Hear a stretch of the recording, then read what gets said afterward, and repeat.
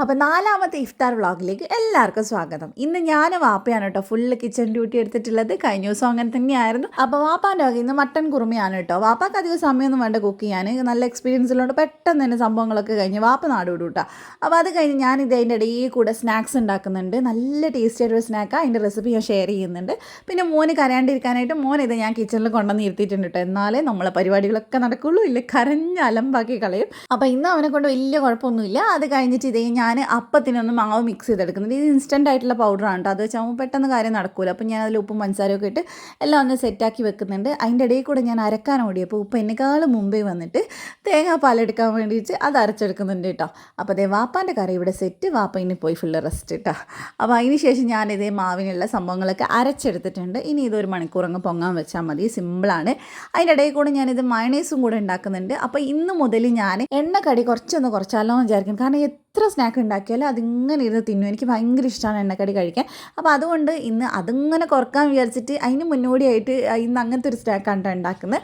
അപ്പോൾ കുറച്ച് നിങ്ങൾക്ക് ഇഷ്ടമുള്ള വെജിറ്റബിൾസൊക്കെ എടുക്കാം. നമ്മൾ ഷവർമ്മക്ക് ഉണ്ടാക്കൂലേ അതേ മിക്സ് തന്നെ. അതിനകത്ത് കുറച്ച് ചിക്കൻ ഫ്രൈ ചെയ്തത്, പിന്നെ മയണൈസ്, ഉപ്പ്, കുരുമുളക് പൊടിയൊക്കെ ഇട്ടൊന്ന് മിക്സ് ചെയ്തിട്ടുണ്ട്. ഞാൻ അവിടെ ക്യാബേജും സവാളയും അതുപോലെ തന്നെ ക്യാരറ്റും ആണ് എടുത്തിട്ടുള്ളത്.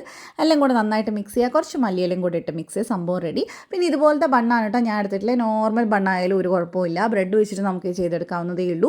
അതിന് ഇതുപോലെ ഒന്ന് കട്ട് ചെയ്യുക. പിന്നെ കുറച്ച് ടൊമാറ്റോ സോസ് ഇട്ട് കൊടുക്കുക. നമ്മൾ ഇതുപോലത്തെ കുറേ റെസിപ്പീസ് ചാനലിൽ ഷെയർ ചെയ്തിട്ടുള്ളതാണ് കേട്ടോ. അപ്പോൾ ഒരുപാട് ഡീറ്റെയിൽ ആയിട്ടൊന്നും പറയേണ്ട കാര്യം നിങ്ങൾ കണ്ടിട്ടുണ്ടാകുമെന്ന് വിചാരിക്കുന്നു.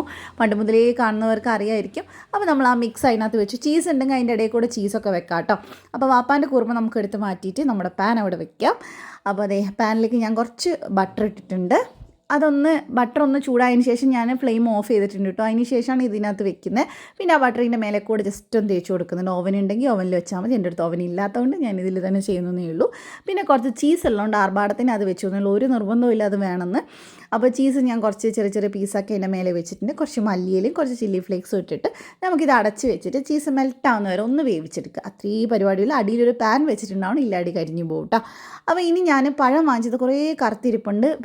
ഇന്നലെ വാങ്ങിച്ചുകൊണ്ട് പെട്ടെന്ന് പഴുത്തിട്ടുണ്ട്. അപ്പോൾ അത് ഞാനൊന്ന് ഷേക്ക് അടിക്കാമെന്ന് വിചാരിച്ചു. അപ്പോൾ അതിൻ്റെ കൂടെ തന്നെ പിന്നെ ടാങ്കാണ് കേട്ടോ ഉണ്ടാക്കുന്നത്. പിന്നെ നമ്മൾ നേരത്തെ പൊങ്ങാൻ വെച്ചിട്ടുള്ള മാവ് വെച്ചിട്ട് ഞാൻ കുറച്ച് അപ്പം ഉണ്ടാക്കിയെടുക്കുന്നുണ്ട്. ഈ ഒരു രീതിക്കാണ് അപ്പം ഉണ്ടാക്കുന്നത്, അല്ലാതെ വെള്ളപ്പച്ചട്ടിയിലാക്കുന്നില്ല. ഇനി അതേപോലെ തന്നെ നമ്മൾ സംഭവം ഇവിടെ റെഡി ആയിട്ടുണ്ട്. നല്ല അടിപൊളിയായിട്ട് സെറ്റായിട്ട് നല്ല സ്മെല്ലാണ് കേട്ടോ ഇതാക്കി വരുന്ന സമയത്ത്. അപ്പോൾ അതിൻ്റെ ഇടയിൽ കൂടെ ടാങ്കൊക്കെ കലക്കിയിട്ടുണ്ടായിരുന്നു. പിന്നെ മോൾ ഇത് കണ്ടു. അപ്പോൾ ബർഗർ എന്ന് പറഞ്ഞാൽ ഭയങ്കര ഹാപ്പി ആയിട്ട് വന്നിട്ടുണ്ട്. ആൾ കഴിക്കൊന്നുമില്ല, വെറുതെയാണ്, ആൾക്ക് പഴംപൊരി മാത്രമേ പറ്റുള്ളൂ. അപ്പോൾ ഇന്ന് ഇത്രയും സിമ്പിളായിട്ടുള്ള സംഭവങ്ങളാണ് ഉണ്ടാക്കിയില്ല. നിങ്ങൾക്ക് എന്തായിരുന്നു സ്പെഷ്യൽ എന്നൊക്കെ ഒന്ന് കമൻറ്റ് ചെയ്യണം. അടുത്ത നമുക്ക് വ്ളോഗായിട്ട് വീണ്ടും കാണാം. ബൈ.